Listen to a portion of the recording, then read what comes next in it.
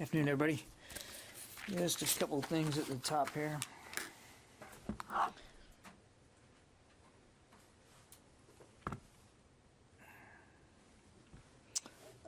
Today, I think you saw, the Secretary issued a statement recognizing the 10-year anniversary of the repeal of Don't Ask, Don't Tell.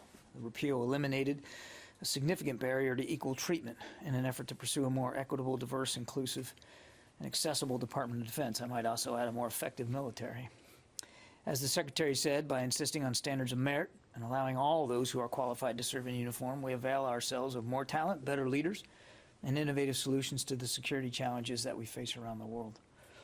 The repeal of Don't Ask, Don't Tell improved the diversity, equity, and inclusion across our force, and it makes us more representative not only of the nation we defend, but wiser and stronger, and without question, better able to defend this nation. On a personnel note, excited to welcome our newest member of the public affairs team here at OSD, Melanie Fonder-Kay, joins us as the Deputy Assistant to the Secretary for Strategic Engagement. Her first day was today. She comes to the team after founding and leading the strategic communications firm MFK Strategies. She previously served as Director of Communications to Dr. Jill Biden, where she developed the then Second Lady's communications strategy, which included joining forces, encouraging all Americans to support service members, veterans, military families, and caregivers, among many other initiatives. Melanie will have a robust schedule of office calls here as she settles in, and we'll circulate her contact information as soon as she's up online. As far as I know, she doesn't even have an email account yet, but we'll get that fixed soon. With that, we'll take questions. Bob. Hey, John. A couple quick questions on, do you have anything on an airstrike in northwest Syria today? I have seen a short statement by Central Command. I think they put that out, that, and I can just read for you what I've got. I don't have more detail than this, though. A strike near Idlib, Syria, on a senior al-Qaeda leader. Their initial indications are that they struck the individual that they were targeting, and that they don't have any indications at this time of civilian casualties, but they continue to look into that, of course. I don't have more detail than that. Okay. The other question I had for you was whether you could discuss any further the question of accountability for the Kabul strike that General McKenzie described on Friday, and he mentioned very briefly that there was an accountability aspect to the investigation. Is Secretary Austin involved in some way? Can you elaborate on that? The Secretary has asked the Secretary of the Air Force to task a senior flag or general officer at the rank of 3-star or above to conduct a review of the Central Command investigation, the same investigation that General McKenzie read out to you guys on Friday. Part of that review will be to examine the investigation itself, the thoroughness of the investigation, to study the degree to which any policies, procedures, or targeting mechanisms may need to be altered going forward, if any, and of course to then take a look at what levels of accountability might be appropriate, and if so, at what level. So that'll be part of this review, and the Secretary has asked for the Secretary of the Air Force to nominate somebody for that, and then to have that review done within 45 days of the tasking of the individual reviewer. Does that, on the question of accountability, does that 3-star or above officer have the authority to initiate action, or only just recommend? It would be to review the investigation and to make recommendations based on that review, not necessarily to take action. This would be a senior Air Force officer. So if there's accountability to be held, you know, the decisions about who and what would be done would be a separate consideration. Okay, thank you. Yep, Jen.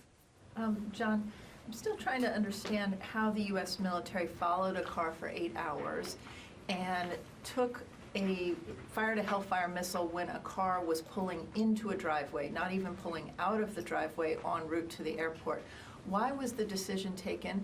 As we've now learned, there was another surveillance drone showing that there were kids or individuals on the ground, but I'm still confused with that car pulling into the driveway. Why was that the moment that you would strike? Well, Jen, I think you can understand now that we're going to review this investigation. I really am not in a position today to relitigate the tick-tock of what happened and in what order. General McKenzie, I thought, did a very fair contextual job on Friday, walking you through almost minute by minute what they were seeing and the decisions that they made in the moment. And so I think I'm just going to leave it the way General McKenzie left it on Friday, and then let the reviewer of this investigation come to their own conclusions about Can this. you explain to us how these drone strikes, when they take place in a place like Afghanistan, at what level is the targeter? Was the targeting team at the airport? Was it sitting at CENTCOM in Tampa? Was it at Fort Bragg? Was it out in Las Vegas? At what level was the decision being made? The decision was made in Kabul by the strike cell commander in Kabul. And lastly, is there any plan to evacuate the remaining members of the family? They are doing interviews saying that nobody's reached out to them for payments, and they want to be moved to the U.S. because they feel their lives are in danger now that they've been outed as having had family members who worked for the U.S. government. Yeah, I've certainly seen those comments. I don't have anything to confirm or speak to today in terms of the physical movement of the family members, but we know that Central Command is working through how best to reach out to them for the issue of payments, but also to determine the validity of this interest in moving out. And I don't want to get ahead of. I certainly want to speak for the family, and I don't want to get ahead of where CENTCOM is in that process. But the Defense Secretary would support removing that family if they want to come. I believe the Secretary of Defense would absolutely support if the family wanted to leave Afghanistan and come to the United States. I believe he would support that, assuming that all the proper legal hoops were worked through. I mean, I don't want to get ahead of a process or a decision that hasn't been made yet, but I think he would absolutely consider that. Yeah, Janie. Thank you, Dan. On the South Korea issues, as you already know, that South Korea successfully test fired SLBM, submarine-launched ballistic missile. Yeah. As an ally, the United States, how do you view South Korea's successful test fire of SLBM? I would simply say that we continue to work closely with our allies in the Republic of Korea on making sure that we have complementary military capabilities and that we keep those capabilities ready and prepared and capable in a way commensurate with the continued threats that we see on the peninsula. Do you think this will help deter North Korean provocation? I would like to think that the alliance itself and the strength and the unity of the alliance itself would be an appropriate deterrent capability. That's certainly one reason why we work at this alliance so hard and why it matters so much to us and to the region. But you've heard the Secretary talk about something called integrated deterrence. He mentioned it the other day in context of the meeting with the Australians at the State Department. Integrated deterrence is not just something that he's looking at from a United States perspective. It certainly does cut across the joint force, and it does cross many domains of warfighting, from space and cyber, maritime and air, and of course ground. But in the Secretary's mind, integrated deterrence is really about netting in and integrating the capabilities of our allies and partners, particularly in that part of the world. And of course, there's no stronger ally than the Republic of Korea. Thank you very much. You're welcome. Therese. Yes, hi, John. I have two questions. First one, did Secretary Austin give the Secretary of the Air Force a deadline for choosing the person that's going to do the review of the investigation? No.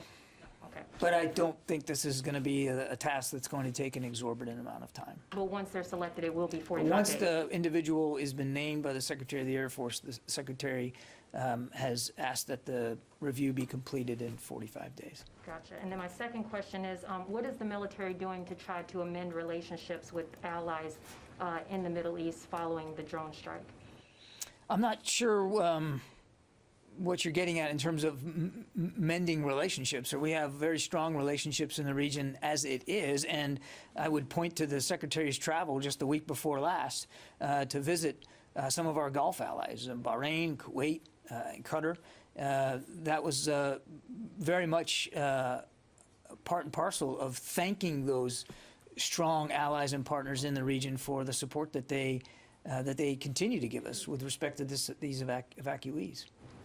Yeah, Travis. Thanks, John. I wanted to ask you about Afghanistan as well, and I know that the Secretary has talked a little bit about this.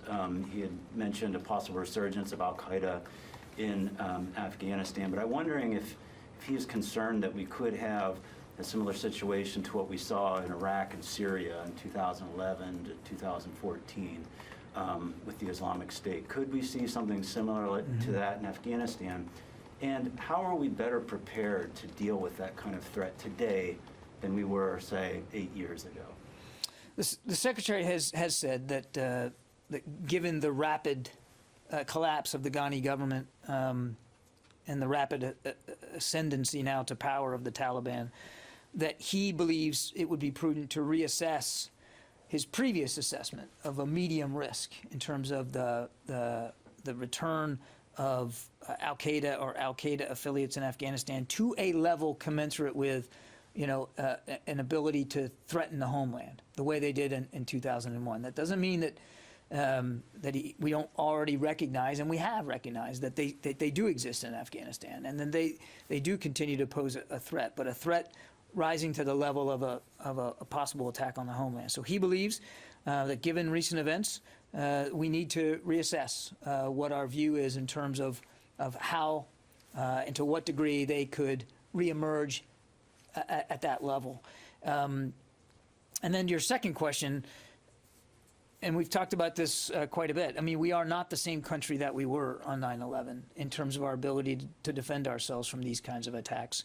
The intelligence communities are much more networked now and coordinated.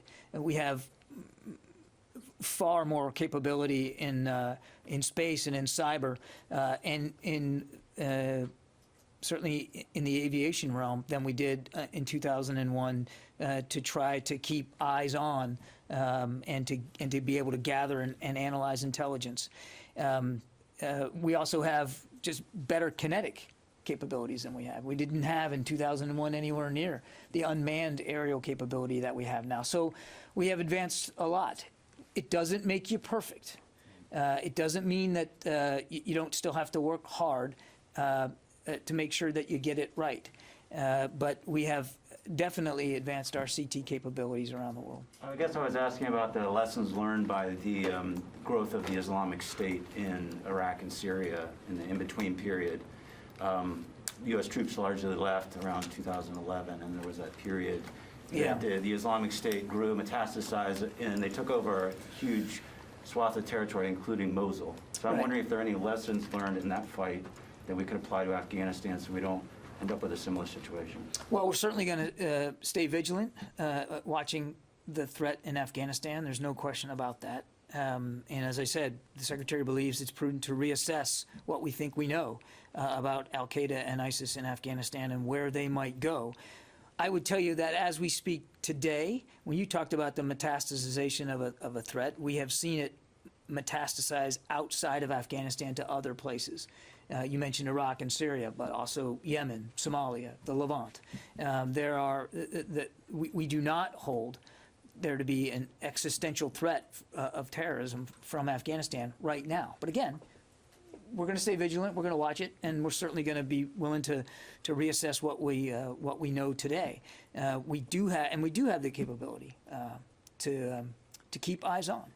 If I could, just one quick follow-up. Any future military action inside of Afghanistan would be done under the authority of the existing 2001 AUMF, correct?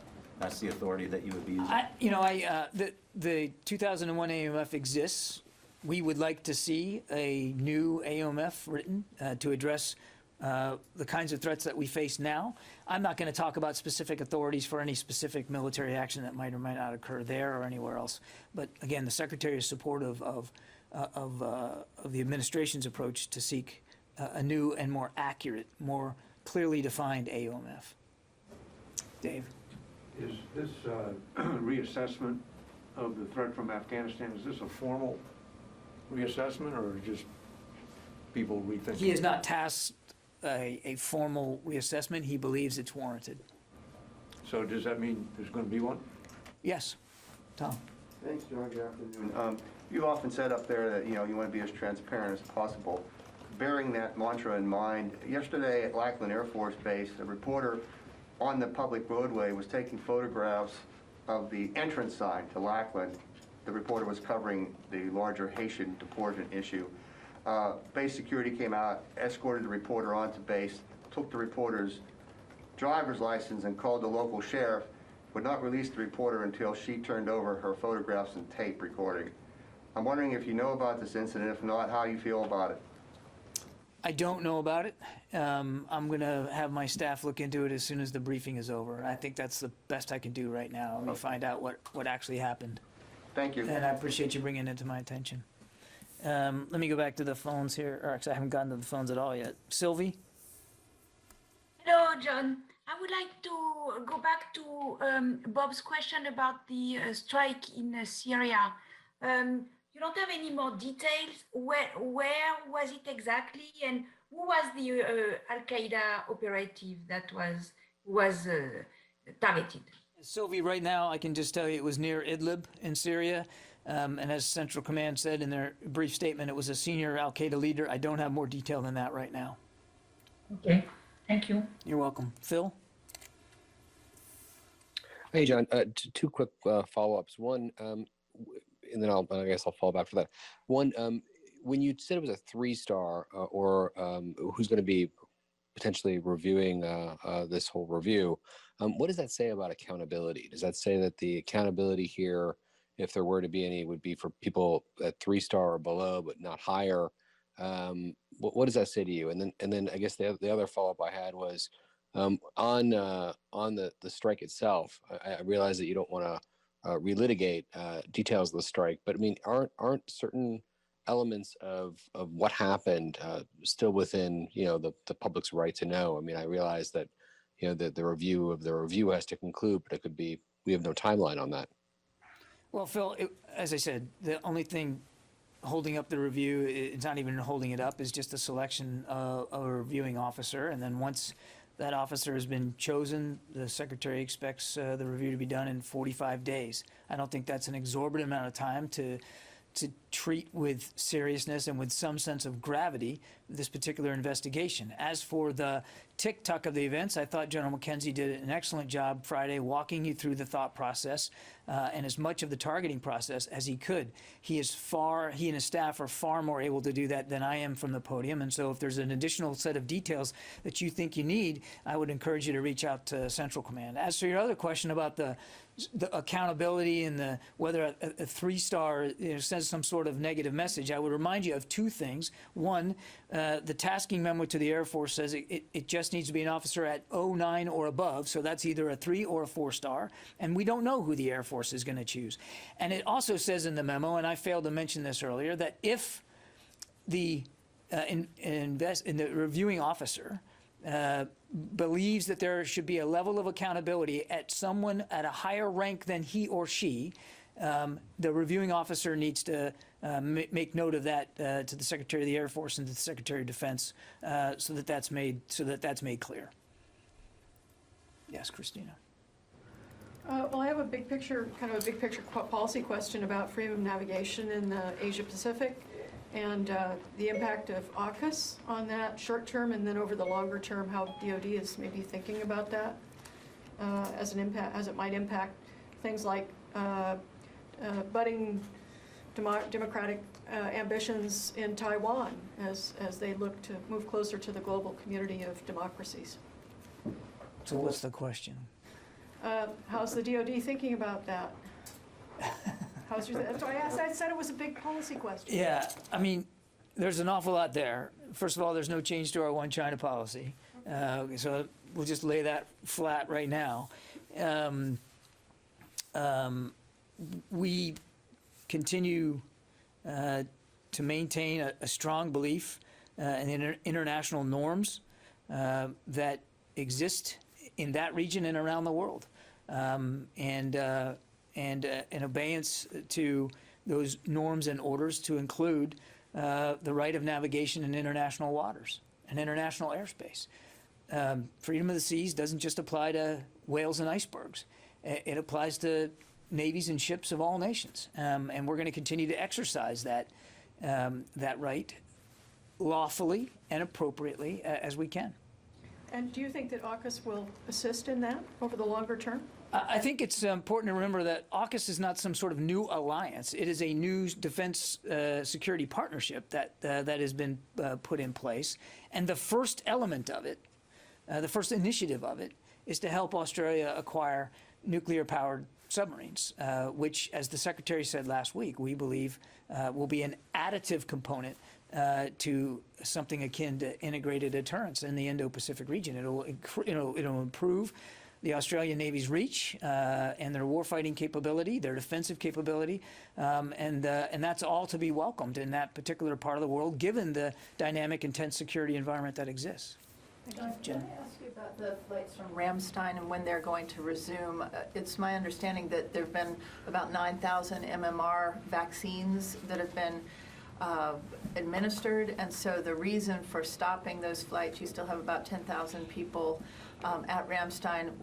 When are they going to start up again, and why is the CDC still halting them, I guess? I don't have an update. They are still halted, and your question is much better put to CDC about when they can be resumed. We are, just like we do here at home with respect to COVID, we comply with CDC guidelines, and I would refer you to CDC for more detail on that.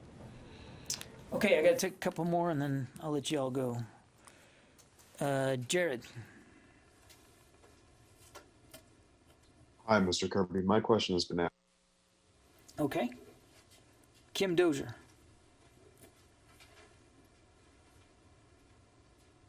Hey there, thanks. Two questions. Can you give us an update on the Afghan casualties who were taken to Landstuhl or other U.S. medical facilities from the Abbey Gate bombing? And also, what guidance are you giving U.S. military personnel who are trying to shepherd along their Afghan interpreter or other threatened Afghan cases, mainly in the P2 category? As I've heard from people who are worried that they hear state talking about American citizens and legal permanent residents, and it feels like the P2 category has just dropped off the map, and they want to know if the Biden administration is still trying to get threatened Afghans out. I can't help you on your first question, Kim, but I will take it, and we'll see. I can't promise. I don't know how much we're going to be allowed to speak to the wounded of another nation, but we will certainly look into this and see if we have something for you. I just wasn't prepared today to have any detail on that. On your second question, again, questions about visas and how they're being processed is better put to my State Department colleagues. What I can tell you is that we have been already talking to veterans groups quite frequently about their concerns over specific individuals and or specific families. Many of us here in the building also have, friends and coworkers and teammates that we know of, and so you might have seen General Milley tried to help put together a process by which these veterans groups, whether they're formal or informally developed, a process by which they could communicate directly with the department about individuals and family members that they want to make sure are on our radar screen. And so we're going to continue to try to improve that process and improve that communication so that we can continue to help as many people as possible. Another flight left yesterday with, I think, more than 20 American citizens on it. So as we said earlier, though the military component of this effort has ended, it doesn't mean that DOD or the interagency or the administration is going to turn a blind eye to the effort to continue to try to get American citizens out of Afghanistan and to continue to help those Afghan allies who helped us so much over the last 20 years. Orrin. John, two questions. Is there any detail you can offer about DOD and TRANSCOM assistance to DHS and CBP at the border at Del Rio? And a different subject entirely, a clarification question. Service members who were dishonorably discharged for sexual orientation or gender identity, have they always had access to full VA benefits, or is there a change in policy or process that now makes it easier for them to get full access? I'd refer you to the VA on that one. I'm not an expert on their processes, but I think I hope you saw in the Secretary's statement that he encourages those individuals who were discharged under other than honorable circumstances because of this, because of the don't ask, don't tell policy, to reach out to their boards of corrections for their individual services and to try to get their services amended appropriately. But as for the VA benefits, I'm just not an expert on that. On your other question, I can confirm that the department has received a request for transportation support from the Department of Homeland Security and the U.S. Customs and Border Protection Service. Under this request, the department would provide contracted air transportation for Customs and Border Patrol on a reimbursable basis to temporarily supplement CBP efforts to move non-U.S. citizen migrants from Del Rio, Texas, to other domestic CBP processing facilities. And this support will conclude on or before October 20th of this year, and it can be provided with minimal risk to current DoD missions. I would just again highlight contracted air. We're not talking about military aircraft right now, and on a reimbursable basis, and then and to be provided at minimal risk to current DoD missions. I don't have more detail than that. The request really has just come in, so we're doing the same thing we would do with any RFA request for assistance. We're examining it, reviewing it, and determining the best way forward. Yes, Rio.